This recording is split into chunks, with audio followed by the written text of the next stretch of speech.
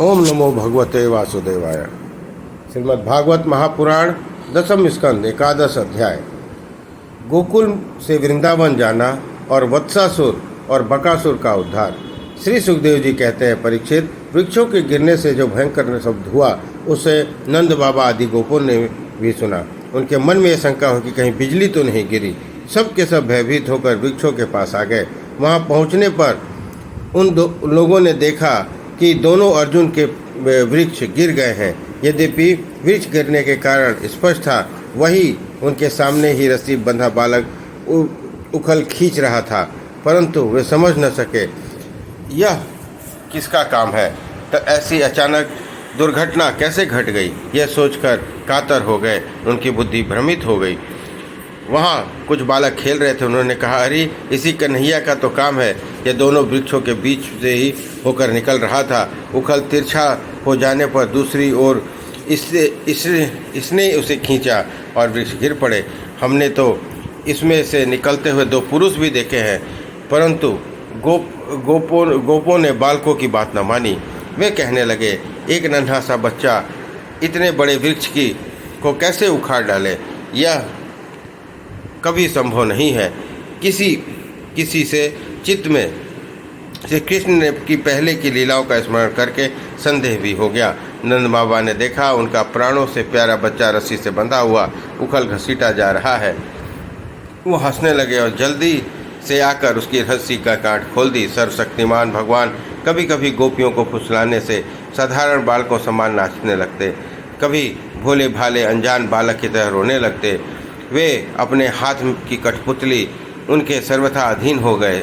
वे कभी उनकी आज्ञा से पीढ़ा ले जाते तो कभी दुसेरी आदि तौलने के बटखरा उठा लाते, कभी खड़ाऊ ले आते तो कभी अपने प्रेमी भक्तों को आनंदित करने के लिए पहलवानों की भांति टाल ठोकने लगते।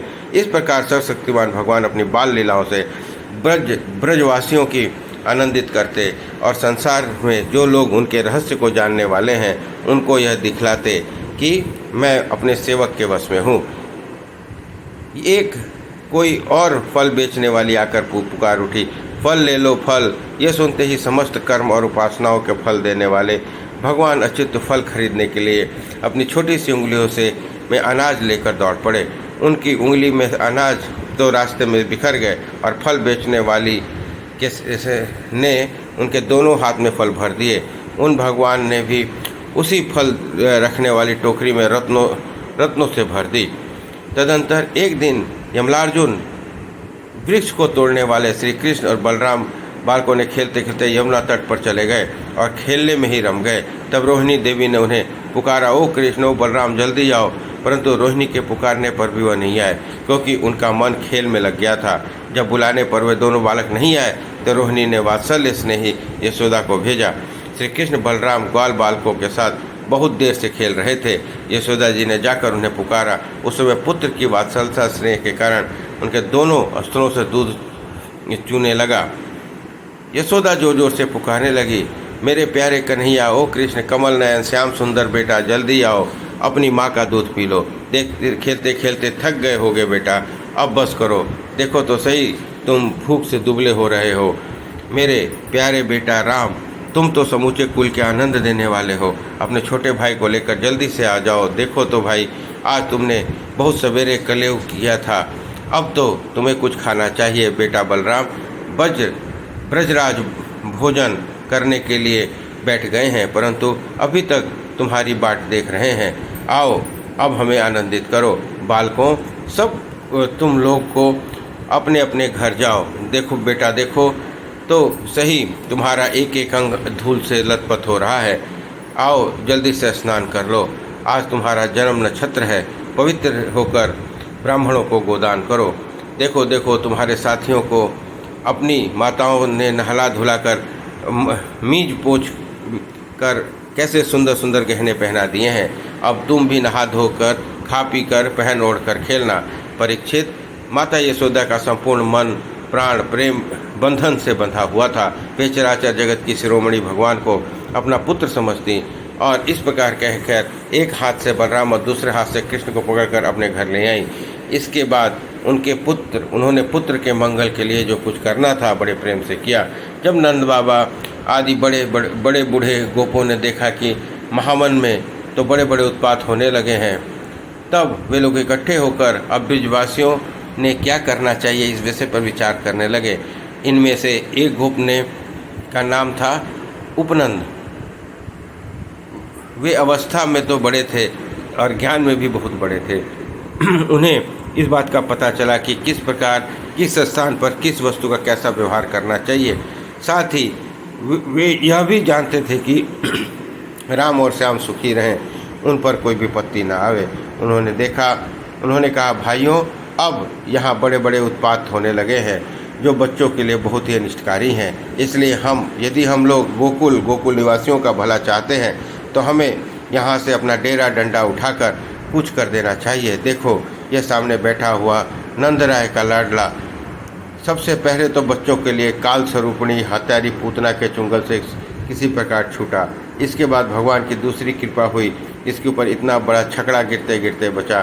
बमंडल रूपी दैत्य ने तो भी इसको आकाश में ले जाकर बड़ी भारी विपत्ति में डाल दिया था, परंतु वहाँ से यह चट्टान पर गिरा, तब भी हमारे कुल के देवेश्वरों ने ही इस बालक की रक्षा की है। यमलार्जुन वृक्षों के गिरने से उसके बीच में आकर भी या कोई बालक न मरा। इससे भी यह समझना चाहिए कि भगवान हमारी रक्षा की है। इसलिए जब हम कोई बहुत बड़ा अनिष्टकारी अरिष्ट हमें और हमारे वज्र को नष्ट न कर दे, तब तक ही हम लोग अपने बच्चों को लेकर अनुचरों के साथ यहाँ से अनंतर चले जाएं। श्लोक 28 से 40 का हिंदी अनुवाद। वृंदावन नाम का एक वन है जिसमें छोटे छोटे और भी बहुत नए नए हरे भरे वन हैं। जो वहाँ बड़ा ही पवित्र पर्वत, घास, हरी हरी लताएं, वनस्पति हैं। हमारे पशुओं के लिए भी बहुत ही हितकारी है। गोपी गायों के लिए यह केवल सुविधा का ही नहीं, सवाल करने योग्य स्थान है। सो यदि तुम लोगों को यह बात जचती हो तो आज ही हम लोग यहाँ से कूच कर देंगे, देर न करेंगे। गाड़ी छकड़े जोते पहले गायों को, जो हमारी एकमात्र संपत्ति हैं, उन्हें भेज दो। उन उपनंद की बात सुनकर सभी गोलों ने एक स्वर में कहा, ठीक है, ठीक है। इस विषय में किसी को भी मतभेद न था। सब लोगों ने अपने झुंड की झुंड गायें इकट्ठी की और छकड़ों पर घर की सब सामग्री लादकर वृंदावन की यात्रा की। परीक्षित ग्वालों ने बूढ़े बच्चे स्त्रियां सब सामग्री को छकड़ों पर चढ़ा दिया और स्वयं उसके पीछे पीछे धनुष बाण लेकर बड़ी सावधानी से चलने लगे। उन्होंने गौ और बछड़ों को सबसे आगे कर दिया था और उनके पीछे सिंघी तुरही जोर जोर से बजाने लगे। उनके साथ ही साथ पुरोहित लोग भी चल दिए। गोपियाँ अपने अपने वक्ष स्थल पर नई नई केसर लगाकर सुंदर सुंदर वस्त्र पहनकर गले में सोने का हार धारण किए हुए रथों पर सवार थी। बड़े आनंद से भगवान श्री कृष्ण की लीलाओं की गीत गाती जाती थी। यशोदा रानी और रोहिणी जी भी वैसे ही सज धज कर अपने अपने प्यारे पुत्र श्री कृष्ण और बलराम के साथ एक छकड़े पर शोभायमान हो रही थी। वे अपने दोनों बालकों की तोतली बोली सुनकर अघाती नहीं थी और सुनना चाहती थी। वृंदावन बड़ा ही सुंदर वन था। चाहे कोई भी ऋतु हो, वहाँ सुख ही सुख है। उसमें प्रवेश करने वाले ग्वालों ने अपने छकड़ों को अर्धचंद्राकार मंडल बांधकर खड़ा कर दिया और अपने गोधन के रहने योग्य स्थान बना दिया। परीक्षित, वृंदावन का हरा भरा वैन, अत्यंत मनोहर गोवर्धन पर्वत और यमुना नदी के सुंदर सुंदर पुलियों को देखकर भगवान श्री कृष्ण और बलराम के हृदय में उत्तम प्रीति का उदय हुआ। राम और श्याम दोनों ही अपनी तोतली बोली और अत्यंत मधुर बालोचित लीलाओं से गोकुल की ही तरह वृंदावन में भी ब्रजवासियों का आनंद देते रहे। थोड़ी ही देर में समय आने पर वे बछड़े चराने लगे। दूसरे ग्वाल बालों के साथ खेलने के लिए बहुत सी सामग्री लेकर वह घर से निकल पड़ते और गोष्ठ के पास ही अपने बछड़ों को चराते। श्याम और राम वहीं बांसुरी बजा रहे थे कि कहीं गुलेल और ढेल बाँध से ढेले और गोलियां फेंक रहे थे। किसी समय अपने पैरों के घुंघरू की तान छेड़ रहे और तो कहीं बनावटी गाय और बैल बनाकर खेल रहे थे। एक और देखिए तो सांड बनकर हड़कते हुए आपस में लड़ रहे थे, तो दूसरी ओर मोर, कोयल, बंदर आदि पशु पक्षियों की बोलियां निकाल रहे थे। परीक्षित, इस प्रकार सर्वशक्तिमान भगवान साधारण बालकों के समान खेलते रहते। श्लोक 51 से 52 का 41 से 52 का हिंदी अनुवाद। एक दिन की बात है, श्याम और बलराम अपने प्रेमी सखा ग्वाल बालों के साथ यमुना तट पर बछड़े चरा रहे थे। उसी समय उन्हें मारने की नीयत से एक दैत्य आया। भगवान ने देखा वह बनावटी बछड़े का रूप धारण करके बछड़ों के झुंड में मिल गया है। वे आंखों के इशारे से बलराम जी को दिखाते हुए धीरे धीरे उसके पास पहुँचे। उस समय ऐसा जान पड़ता था मानो दैत्य को तो पहचानते नहीं और इस हट्टे खट्टे सुंदर बछड़े पर मुग्ध हो गए हैं। भगवान श्री कृष्ण ने पूंछ के साथ उसे उसके दोनों पिछले पैर पकड़कर घुमाया और मर जाने पर कैथ के वृक्ष पर पटक दिया। उसका लंबा तगड़ा दैत्य शरीर बहुत से कैथ के वृक्षों पर गिरकर स्वयं भी गिर पड़ा। यह देखकर ग्वाल बालों ने आश्चर्य की सीमा न रही। वे वाह वाह करके प्यारे कन्हैया की प्रशंसा करने लगे। देवता भी बड़े आनंद से फूलों की वर्षा करने लगे। परीक्षित, जो सारे लोगों का एकमात्र रक्षक थे, वही श्याम और बलराम अब वत्सपाल बने हुए हैं। वे तड़के ही उठकर कलेवे की सामग्री ले लेते और बछड़ों को चराते हुए एक वन में से दूसरे वन में घुमा करते थे। एक दिन की बात है, सब ग्वाल बालों ने झुंड से झुंड बछड़ों को पानी पिलाने के लिए जलाशय के तट पर ले गए। उन्होंने वहां बछड़ों को जल पिलाया और फिर स्वयं भी पिया। ग्वाल बालों ने देखा कि वहां एक बहुत बड़ा जीव बैठा हुआ है।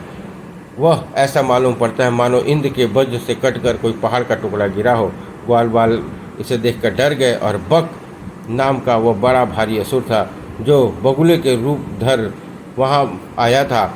उसकी चोंच में बड़ी तीखी थी और वह स्वयं बड़ा बलवान था। उसने झपट कर कृष्ण को निगल लिया। तब बलराम आदि बालकों ने देखा कि वह भारी बगुला श्री कृष्ण को निकल गया। तब इतनी बड़ी गति हुई जो प्राण निकल जानकर इंद्रियों की होती है। वे अचेत हो गए। परीक्षित, श्री कृष्ण लोक पितामह ब्रह्मा के भी पिता हैं। वे लीला से ही गोप बालक बने हुए थे। जब वे बगुले के चोंच के तालू में पहुँचे तब वे आग के समान उसका तालू जलने लगा। अतः वह दैत्य श्री कृष्ण के शरीर का बिना किसी प्रकार के घाव के झटपट से उगल दिया और फिर बड़े क्रोध से अपनी कठोर चोंच से उन पर चोट करने के लिए टूट पड़ा। कंस के सखा बकासुर कभी भक्त वत्सल भगवान श्री कृष्ण पर झपट ही रहा था कि उन्होंने अपने दोनों हाथों से उसके ठोर पकड़ लिए और ग्वाल बालों के देखते देखते ही उसे वैसे ही चीर डाला जैसे कोई वीरान को चीर डाले। इससे देवताओं को बड़ा आनंद पहुंचा। सभी देवता भगवान श्री कृष्ण को नंदन बन के बेला, चमेली आदि के फूल बरसाने लगे तथा नगाड़े, शंख आदि बजाकर एवं स्तोत्रों के द्वारा उनको प्रसन्न करने लगे। यह सब देखकर सबके सब ग्वाल बाल आश्चर्यचकित हो गए।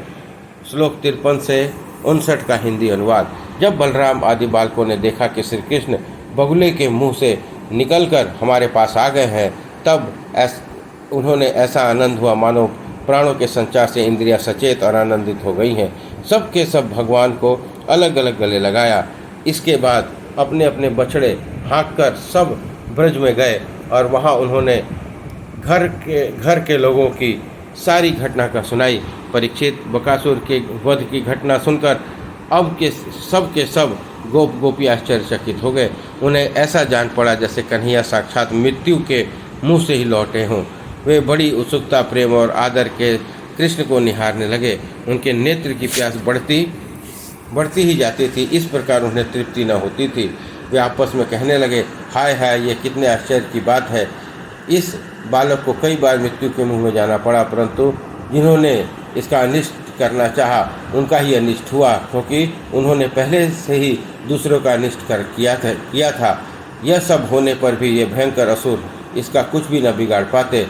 आते हैं और मार डालने की नीयत से, किंतु आग में गिरकर पतंगों की तरह उल्टे हो स्वयं स्वाहा हो जाते हैं। सच है, ब्रह्मवेता महात्माओं के वचन कभी झूठे नहीं होते। देखो ना, महात्मा